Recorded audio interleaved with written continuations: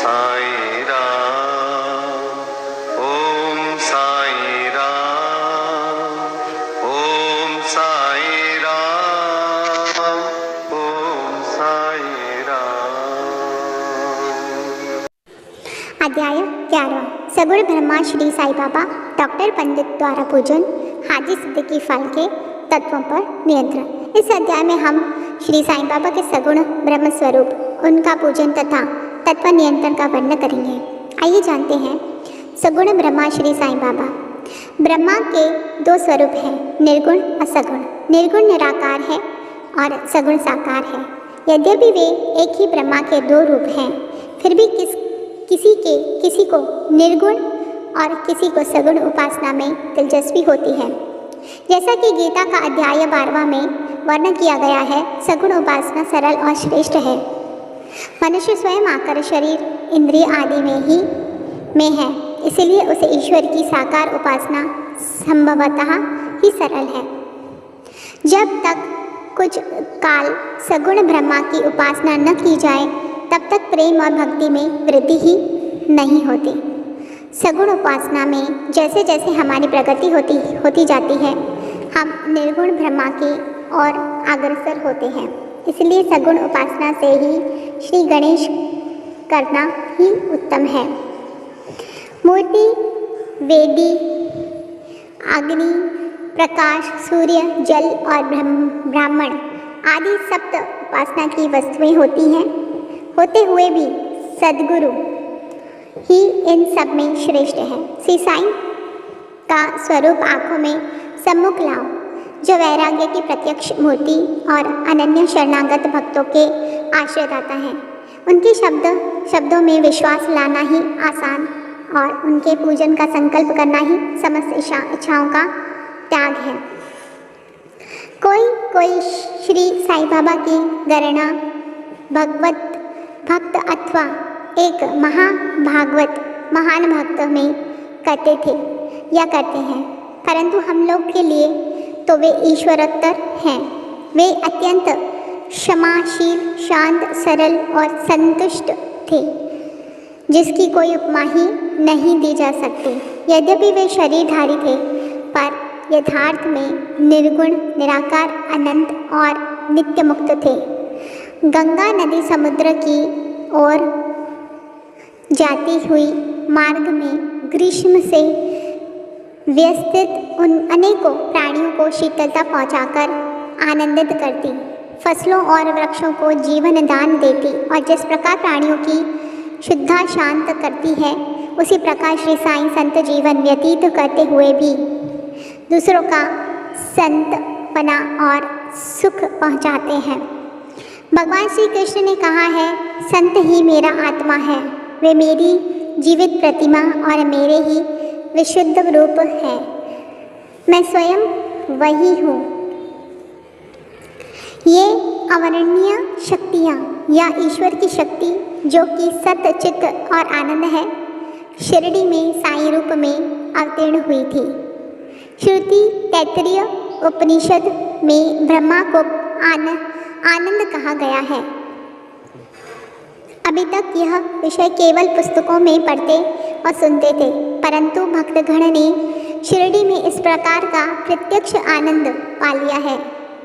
बाबा सबके आश्रयदाता थे, उन्हें किसी की सहायता की आवश्यकता न थी। उनके बैठने के लिए भक्तगण एक मुलायम आसन और एक बड़ा तकिया लगा देते थे। बाबा भक्तों के भावों का आदर करते और उनकी इच्छानुसार पूजनादि करने देने में किसी प्रकार की आपत्ति न करते थे। कोई इत्र और चंदन लगाते, कोई सुपारी, पान और अन्य वस्तुएं भेंट करते और कोई नैवेद्य ही अर्पित करते थे। यद्यपि ऐसा जान पड़ता था कि उनका निवास स्थान शिरडी में ही है, परंतु वे तो सर्वव्यापक थे। इसका भक्तों ने नित्य प्रति अनुभव किया। ऐसे सर्वव्यापक गुरुदेव के चरणों में मेरा बार बार नमस्कार है। डॉक्टर पंडित की भक्ति। एक बार श्री तात्या नूलकर के मित्र डॉक्टर पंडित बाबा के दर्शनार्थ शिरडी पधारे। बाबा को प्रणाम कर वे मस्जिद में कुछ देर तक बैठे। बाबा ने उन्हें श्री दादा भट्ट केलकर के पास भेजा, जहाँ पर उनका अच्छा स्वागत हुआ। फिर दादा भट्ट और डॉक्टर पंडित एक साथ पूजन के लिए मस्जिद पहुँचे। दादा भट्ट ने बाबा का पूजन किया। बाबा का पूजन तो प्रिय सभी किया करते थे, परंतु अभी तक उनके शुभ मस्तक पर चंदन लगाने का किसी ने भी साहस नहीं किया था। केवल एक महासभापति ही उनके गले में चंदन लगाया करते थे। डॉक्टर पंडित ने पूजन की थाली में से चंदन लेकर बाबा के मस्तक पर त्रिपुंडाकार लगाया। लोगों ने महान आश्चर्य से देखा कि बाबा ने एक शब्द भी नहीं कहा। संध्या समय दादा भट्ट ने बाबा से पूछा, क्या कारण है कि आप दूसरों को तो मस्तक पर चंदन नहीं लगाने देते, परंतु डॉक्टर पंडित को आपने कुछ भी नहीं कहा?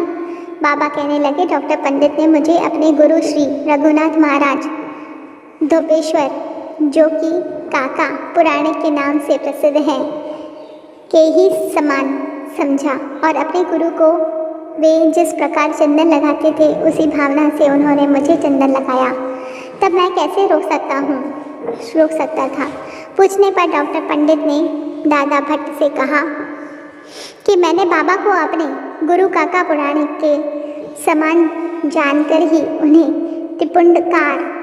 त्रिपुंडाकार चंदन लगाया है, जिस प्रकार मैं अपने गुरु को सदैव लगाया करता था। यद्यपि बाबा भक्तों को उनकी इच्छानुसार ही पूजन करने देते थे, परंतु कभी कभी तो उनका व्यवहार विचित्र ही हो जाया करता था। जब कभी वे पूजन की थाली फेंककर रुद्रावतार धारण कर लेते, तब उनके समीप जाने का साहस किसी को न हो सकता था। कभी वे भक्तों को झिड़कते और कभी मोम से भी नरम होकर शांत तथा क्षमा की मूर्ति से प्रतीत होते थे। कभी कभी वे क्रोधावस्था में कंपायमान हो जाते और उनके लाल नेत्र चारों ओर घूमने लगते थे। तथापि उनके अंतःकरण में प्रेम और मातृ स्नेह का स्रोत बहा ही करता था। भक्तों को बुलाकर वे कहा करते थे कि उन्हें तो कुछ ज्ञात ही नहीं है कि वे कब ऊपर क्रोधित हुए। यदि यह संभव हो कि समुद्र नदियों को लौटा दे, तो वे भक्तों के कल्याण की भी अपेक्षा कर सकते हैं। वे तो भक्तों के समीप ही रहते हैं और जब भक्त उन्हें पुकारते हैं तो वे तुरंत ही उपस्थित हो जाते हैं। वे तो सदा भक्तों के प्रेम के भूखे हैं। आइए जानते हैं हाजी सिद्दीकी फाल्के के बारे में।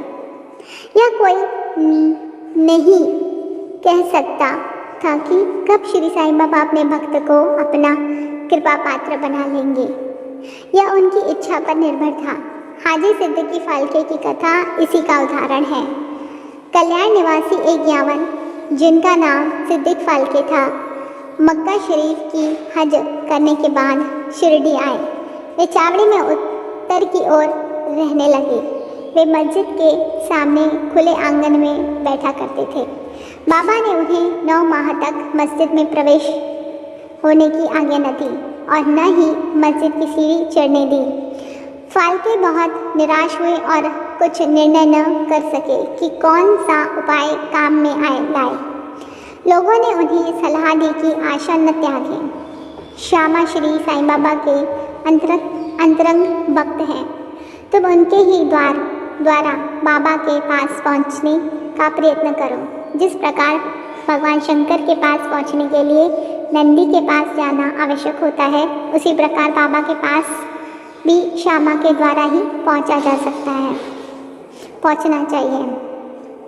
फाल्के को यह विचार उचित प्रतीत हुआ और उन्होंने श्यामा से सहायता की प्रार्थना की। श्यामा ने भी आश्वासन दे दिया और अवसर पाकर वे बाबा से इस प्रकार बोले कि बाबा, आप उस बूढ़े हाजी को मस्जिद में किस कारण नहीं आने देते? अनेक भक्त स्वेच्छापूर्वक आपके दर्शन को आया जाया करते हैं। कम से कम एक बार तो उसे आशीष दे दो। बाबा बोले, श्यामा, तुम अभी नादान हो। यदि फ़कीर अल्लाह नहीं आने देता तो मैं क्या करूं? उनकी कृपा के बिना कोई भी मस्जिद की सीढ़ियां नहीं चढ़ सकता। अच्छा, तुम उससे पूछाओ कि क्या वह 12वीं कुएं की निचली पिंग डंडी पर अब आने को सहमत है। श्यामा स्वीकारात्मक उत्तर लेकर पहुंचे। फिर बाबा ने पुनः श्यामा से कहा कि उससे फिर पूछो कि क्या वह मुझे 4 किश्तों में 40,000 रुपये देने को तैयार है। फिर श्यामा उत्तर लेकर लौटे कि आप कहें तो मैं 40 लाख रुपए देने को तैयार हूँ। मैं मस्जिद में एक बकरा हलाल करने वाला हूँ। उससे पूछो कि उसे क्या रुचिकर होगा, बकरे का मांस, नाद या अंडकोश। श्यामा यह उत्तर लेकर लौटे कि यदि बाबा के भोजन पात्र में से एक ग्रास भी मिल जाए तो हाजी अपने सौभाग्यशाली समझेगा। यह उत्तर पाकर बाबा उत्तेजित हो गए और उन्होंने अपने हाथ से मिट्टी का बर्तन, पानी की गागर उठाकर फेंक दी और अपने कफनी उठाए हुए सीधे हाजी के पास पहुँचे। वे उनसे कहने लगे कि व्यर्थ ही नमाज क्यों पढ़ते हो, अपनी श्रेष्ठता का प्रदर्शन क्यों करते हो। यह वृद्ध हाजियों के समान वेशभूषा तुमने क्यों धारण की है? क्या तुम कुरान शरीफ का इसी प्रकार पठन करते हो?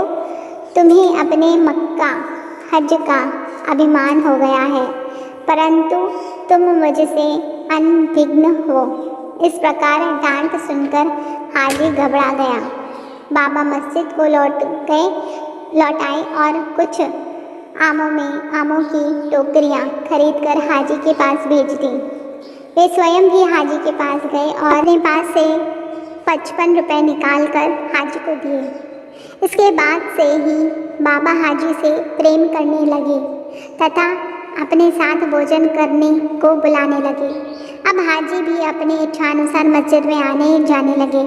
कभी कभी बाबा उन्हें कुछ रुपए भी भेंट में दे दिया करते थे। इस प्रकार हाजी बाबा के दरबार में सम्मिलित हो गए। बाबा का तत्वों पर नियंत्रण। बाबा के तत्व नियंत्रण की 2 घटनाओं के उल्लेख के साथ ही यह अध्याय समाप्त हो जाएगा।